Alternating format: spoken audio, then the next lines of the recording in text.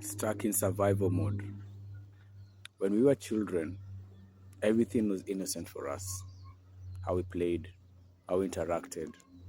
Life was never this serious thing that we know right now.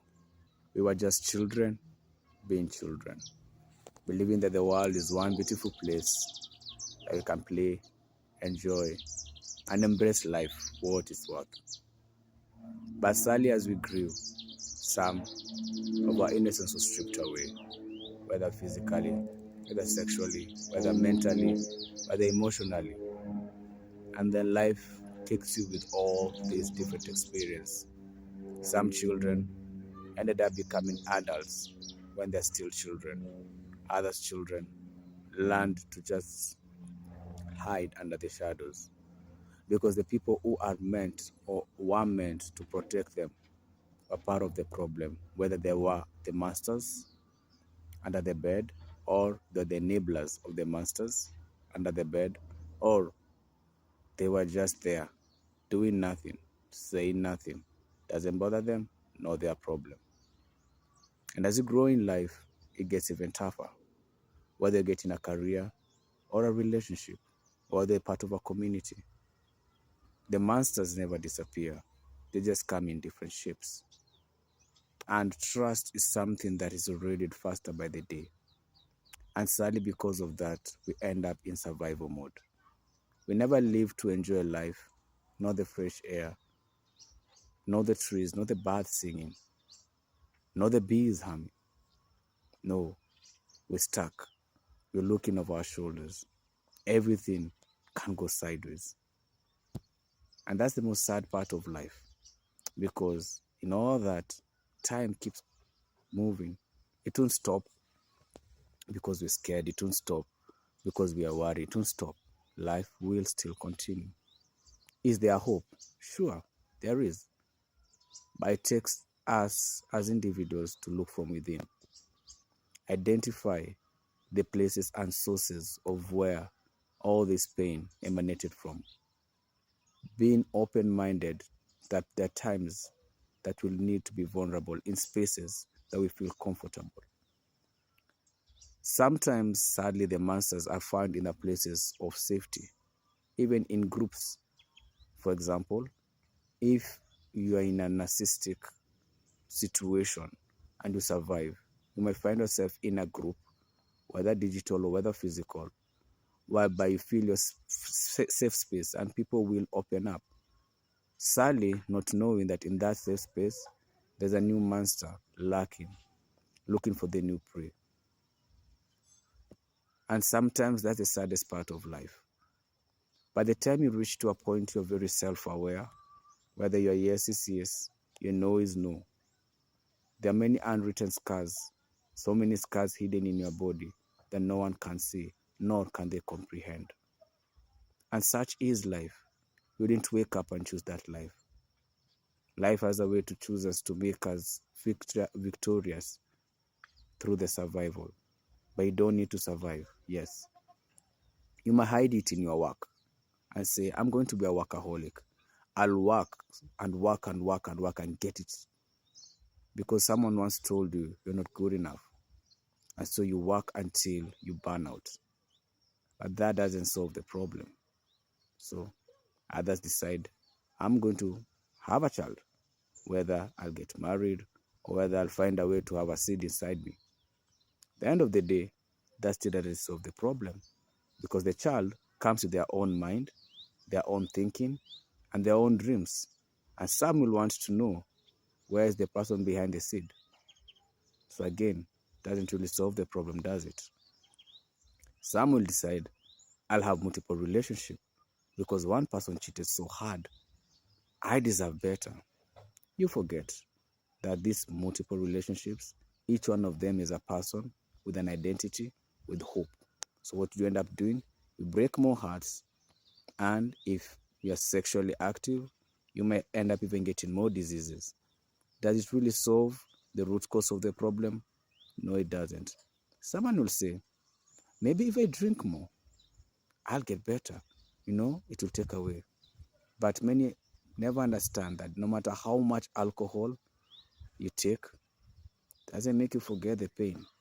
Actually, you may just have a time lapse, but the pain is still real. The heart is still real. And sometimes you say, fine, let me, shut myself out of the world and try to off myself. But again, that doesn't really solve the problem, because even if you're gone, how many people get to hear your story? Most people will put you under statistic. Do you really want to be a statistic? And nobody gets to know your true story of a survivor? The thing is, nobody chooses this path of survival mode. Some people have been raised in good, well, nurtured family homes. Others have been raised in purely dysfunctional homes. Does the dysfunctional person not deserve a home that is well nurtured? They all deserve. But sadly, most people don't want to deal with the issues. Some within the dysfunctional homes are open to healing, to being vulnerable, and to go through the stages. Others decide, if I suffered, the whole world suffers. And so they meet an innocent person who has never endured any of these things, and then they pass the pain, the heartache into the next person. And the next person who has never endured a dysfunctional system becomes more dysfunctional. And sadly, and others end up becoming enablers of the action, thinking maybe this is called love. But there's one reality: being beaten, being kicked, being hurt, being played, being cheated on, all those things, none of them is healthy. None of them will make you a better person.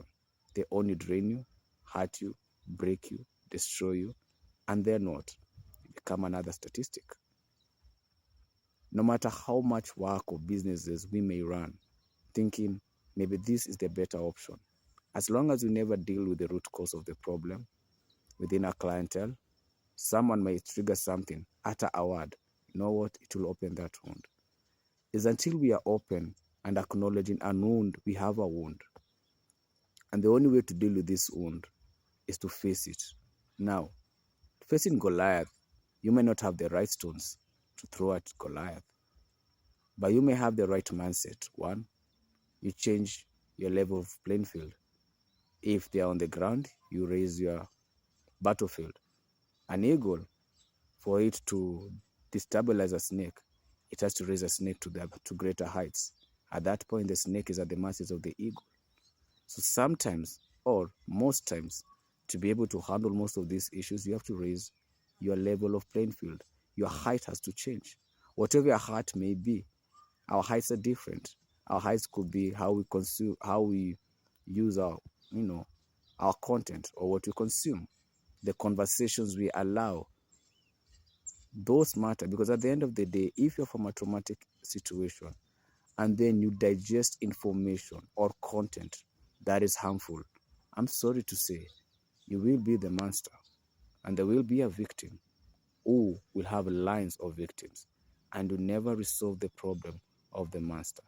Nobody is immune to being on survival mode. Let's say even if you have a well-nurtured family, well-nurtured community, your country can become destabilized and the whole nurturing disappears in a blink of an eye. Now you're surviving to live, to eat, to drink.